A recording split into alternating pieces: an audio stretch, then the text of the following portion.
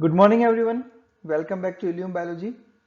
Today we are starting our next topic, class number 89, and we would be discussing about genetics. And this time we have taken a small part of genetics which is called as mRNA maturation.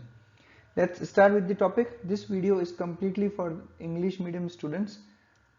If you want to see our Hindi version, that is also available on the YouTube.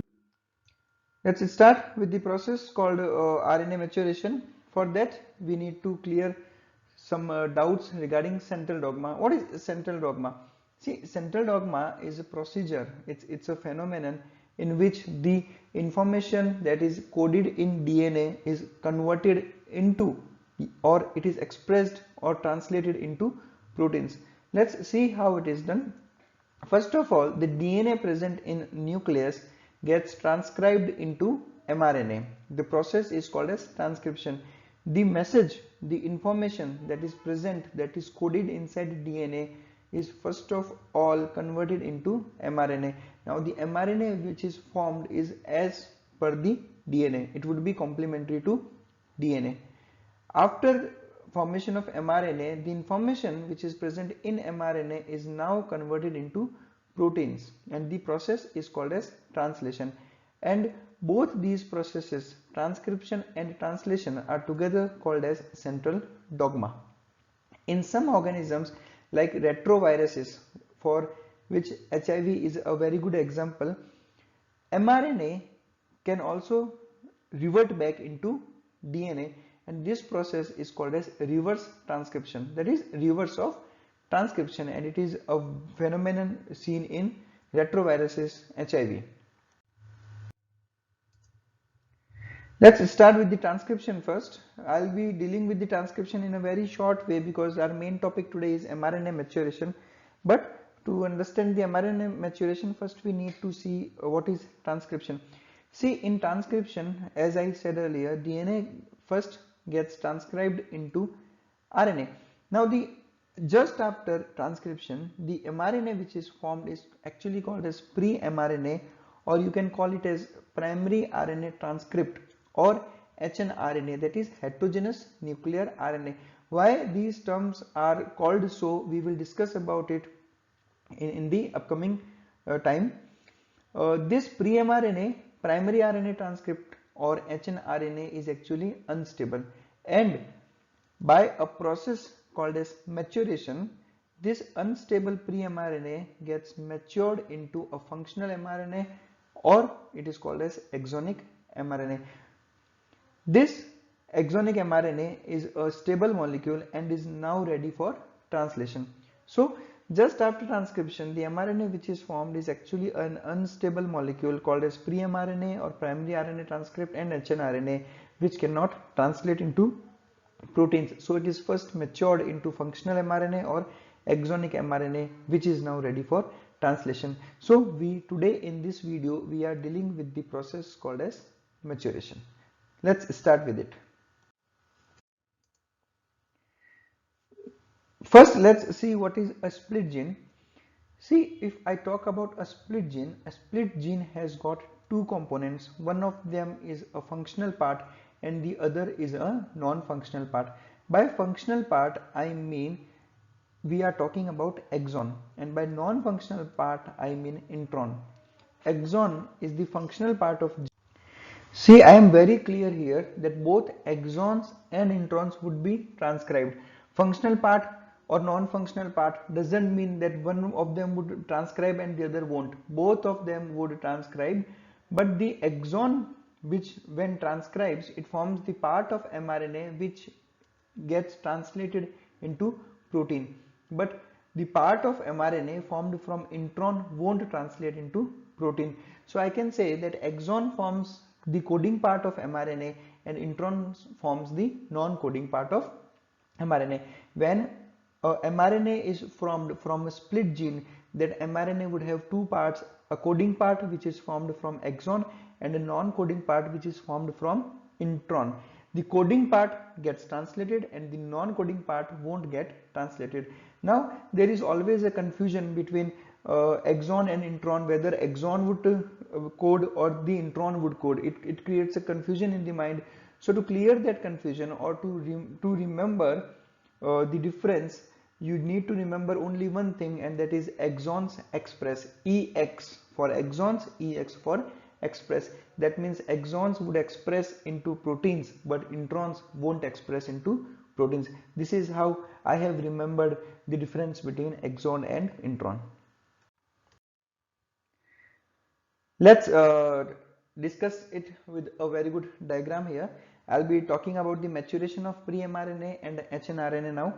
See, in exon, let's see this diagram. This is a DNA with two ends, 3' end and 5' end. In this case, if you see, there are exons and introns, exon 1, intron 1, exon 2, intron 2, and exon 3. This is DNA, and this split gene is now ready for transcription.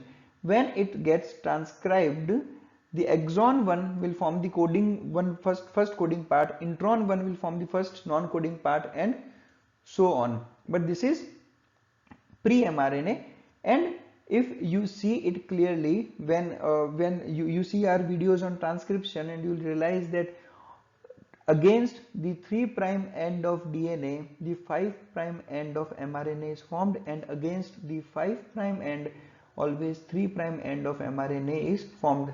That means they both are complementary to each other. The RNA which is formed from DNA is complementary to DNA, so that's why the ends are complementary to each other. In split gene, the exon 1 was present near at the 3' end, but in RNA it is present on the 5' end. So that's how an hnRNA is formed. Now if I talk about the word hnRNA, heterogeneous nuclear RNA, why it is called as heterogeneous? See, hetero is a word which means different, and homo means same. So why it is called as heterogeneous? Because this RNA has got two different parts, exon and intron, the coding part and the non-coding part. That's why it is called as heterogeneous nuclear RNA. Now this hnRNA is ready for maturation. So if I start with the maturation process, first of all, what happens at the 5' end of hnRNA, a cap of 7-methylguanosine is attached at the 5' end. 7-methylguanosine is chemically modified GTP, guanosyl triphosphate. It is a nucleotide, but this is an unusual nucleotide. See, if I talk about the usual nucleotides, they are A, T, G and C. But methylguanosine, guanosine is a usual nucleotide, but methylguanosine is an unusual nucleotide. So this is 7-mg, 7-methylguanosine, which is attached at the 5' end. Now see, let's assume that this hnRNA will now get translated into proteins. So if we start with the translation process from here, let's start with the process. It is starting from the exon 1, it proceeds in the forward direction, and when it reaches the intron part, this intron is non-coding part, so it won't code for any amino acid or any protein. So the process of translation gets terminated here, and the exon 2 or even exon 3 won't get translated. So this is not possible. That's why. So in this maturation process, introns are removed and the remaining exons are then rejoined. Intron 1 and intron 2 both are removed, and the remaining exon 1, exon 2 and exon 3 are then rejoined, and at the 3' end, as you can see, a tail of polyA. That means what is A? This is adenylic acid, a type of nucleotide. This 200 to 300 molecules of adenylic acid are attached on 3' end, and this process is called as tailing. So mRNA maturation consists of 3 steps. In the very first step, which is called as capping, a cap-like structure of 7-methylguanosine is attached at the 5' end of hnRNA, and in the subsequent step, in the next step, introns are removed and later on all the exons are rejoined. This process is called as splicing. Splicing, it's a word which means to cut out.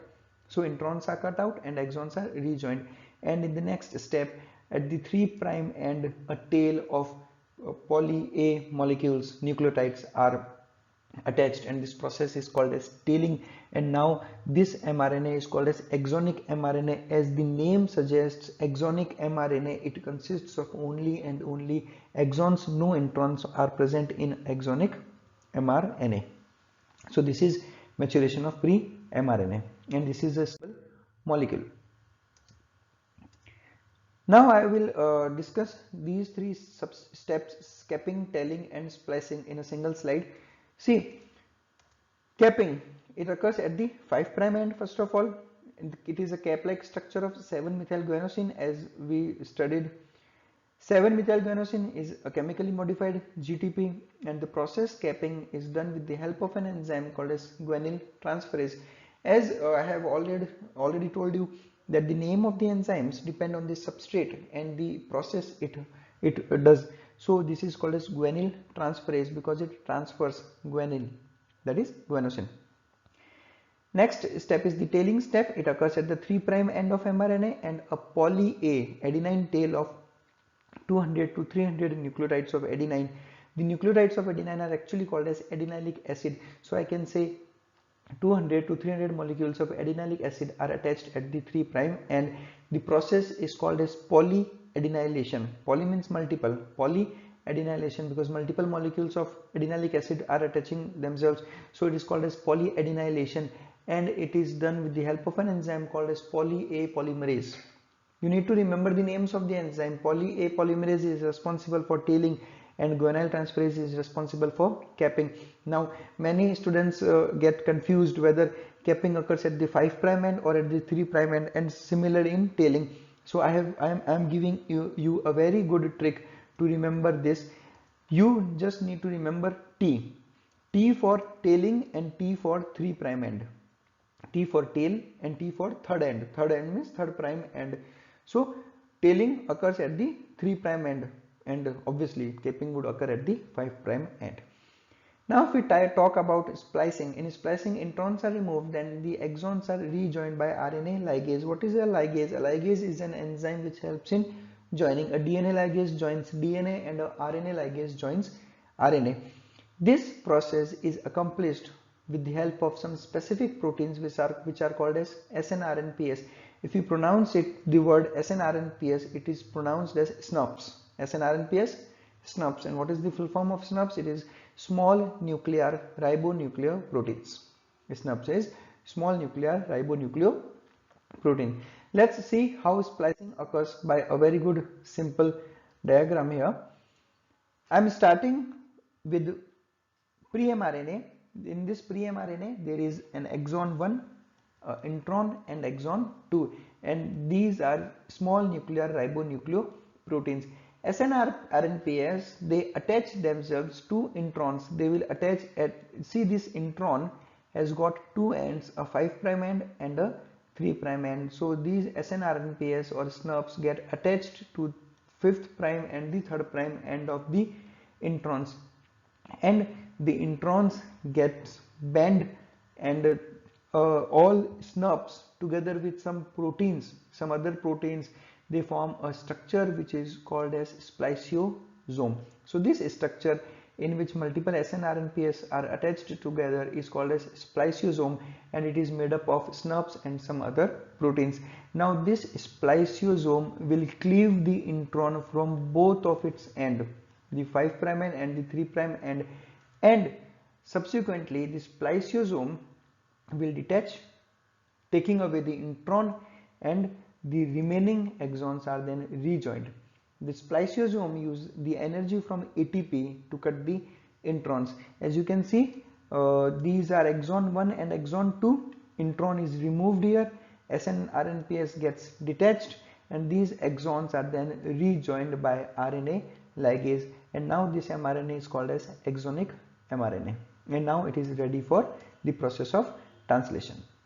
So that's how splicing occurs. Now I will talk about some very good concepts that are many times asked in exams. See, gene has got difference in prokaryotes and eukaryotes. If I talk about prokaryotes, in prokaryotes the genes are non-split genes. That means prokaryotes don't have any concept of exons and introns. They are not different. Prokaryotes always have non-split genes. But if I talk about eukaryotes, then eukaryotes have got split genes. That means a gene which has intron as well as exon. But there are exceptions. The two genes in prokaryotes which code for histone and interferon proteins are non-split genes. You need to remember this. Genes for histone and interferons are non-split genes. Rest all the genes in eukaryotes are split genes, but prokaryotic genes are always non-split genes. Now, RNA maturation occurs only in eukaryotes. This is very conceptual. See, in RNA maturation, there is cutting of introns. Are introns present in prokaryotes? No, they don't have introns. Prokaryotes don't have introns. If they don't have introns, what would be the significance of RNA maturation? So I am saying you need to remember this, that RNA maturation occurs only and only in eukaryotes. It does not occur in prokaryotes. See, split gene is an ancient feature of gene. It is not an advanced feature. It is a primitive feature. When you study the classification and evolution, you counter some words like in ancient characters or primitive characters, advanced characters. So split gene is a primitive character of gene, and presence of introns so is a primitive character and not an advanced character, but it is present in eukaryotes and not in prokaryotes. Can you relate what am I saying? See, prokaryotes are primitive than eukaryotes, but introns being a primitive character is present in eukaryotes rather than prokaryotes. So introns and RNA splicing both represents dominance of RNA world. What is RNA world? If we talk about the evolution, then RNA was the first genetic material which was later replaced by DNA because DNA was more stable. So the entire era in which RNA was the main genetic material is called as RNA world, and the era where DNA is the main genetic material is called as DNA world. But RNA splicing and introns, they show the dominance of RNA. Now we will be discussing about the NCERT book. In the NCERT book of biology class 12th, chapter number 6th, where they have discussed about transcription. At the end of the transcription, we are taking this extract from NCERT so that I can explain the lines, the language of the NCERT. In eukaryotes, there are two additional complexities. Now, NCERT is comparing the process of transcription amongst prokaryotes and eukaryotes. In eukaryotes, there are two complexities which is not present in prokaryotes. The first complexity is that in prokaryotes, there is only a single RNA polymerase which is responsible for transcription of all the types of RNA, whether tRNA, mRNA or rRNA, whatever be the type of RNA, all of them are transcribed with the help of a single enzyme called as RNA polymerase. But in eukaryotes, it is not like this. In eukaryotes, there are clearly three different types of RNA polymerase first, second and third, and there is a clear-cut division of labor. That means each RNA polymerase has been assigned a specific work. There are at least three RNA polymerases in the nucleus in addition to the RNA polymerase found in the organelles. In the organelles, by this line they mean that even RNA polymerases are present in mitochondria and chloroplast, which are organelles, and other than those RNA polymerases, there are more three RNA polymerases in nucleus, and there is a clear-cut division of labor. Now we will be seeing which RNA polymerase does what type of job. RNA polymerase first is responsible for transcription of rRNA, that means ribosomal RNA 28S, 18S and 5.8S. RNA polymerase third is responsible for transcription of transfer RNA, 5SR rRNA and snRNAs, that is small nuclear RNAs, and the RNA polymerase second is responsible for the transcription of precursor of mRNA, the heterogeneous nuclear RNA. Now you need to remember these clear-cut functions of different RNA polymerases. Now I'll be talking about the second complexity. See, we have discussed all these things, but why I have taken this extract from NCERT? Because many students say to me that, sir, this language of NCERT is a bit difficult, so I am just trying to simplify the language. The second complexity is that the primary transcripts contain both the exons and the introns and are non-functional. The introns are non-functional. As I have discussed, the primary transcript has got two parts, exons and introns are non-functional. So this is subjected to a process called as splicing, where the introns are removed and exons are joined in a defined particular order. As I have discussed, removal of the introns followed by rejoining of the exons. hnRNA undergoes an additional process called as capping and tailing. In capping, an unusual nucleotide, as I have already told you, unusual nucleotide methylguanosine triphosphate is added to the 5' end of hnRNA, and in tailing, adenylate residues around 200 to 300 are added at 3' end in a template independent manner. Now this fully processed hnRNA, which is now called as mRNA, is transported out of the nucleus for translation. That means it is ready. And where does translation occur? Translation occur in ribosomes, which is outside nucleus. So this mRNA is now transported out of nucleus by nuclear pores. Let's discuss the figure given in NCERT. They have clearly given a very good figure which is self-explanatory. This is DNA with two strands, 5' strand, and the other is complementary to it, which is 3' end. In the very first step, this is RNA polymerase enzyme, and this is transcribing a mRNA. This is mRNA. This portion is mRNA.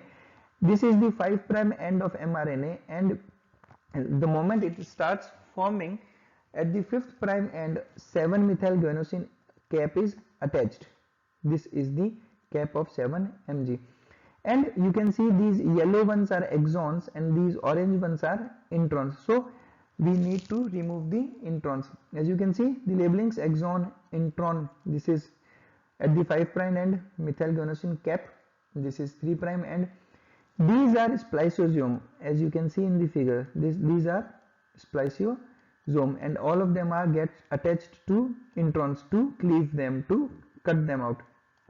And at the 3' end, they have shown a polyA tail in green color, and the process is called as polyadenylation.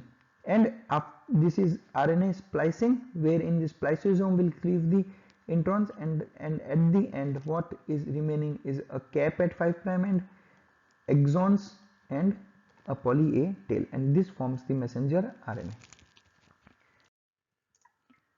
In the last paragraph, what they have mentioned is that the significance of such complexities is now beginning to be understood. The split gene arrangements represent notably an ancient feature of the genome. As I have already discussed, the split gene is a type of primitive character. The presence of introns is reminiscent of antiquity. What does antiquity means? Antiquity means ancient times. So this presence of introns is a remnant of ancient times, and the process of splicing represents the dominance of RNA world, as we have already discussed it. And in recent times, the understanding of RNA and RNA dependent processes in the living system have assumed more importance. See, if you want to clear the exams of NEET, what you need to do is to read the NCERT book thoroughly. Each and every line, each and every word is important here in NCERT. So clear them all. Do not keep any doubt. Ask your teachers so that you can get maximum concepts in your mind. Thank you very much for watching Ilium Biology. Share our videos, like them, comment them, and if you want me to make more videos on some particular topics that are difficult for you, you can comment below the videos. Thank you very much for watching us. Do subscribe us so that you can get notified about our upcoming videos as soon as they are released. Thank you.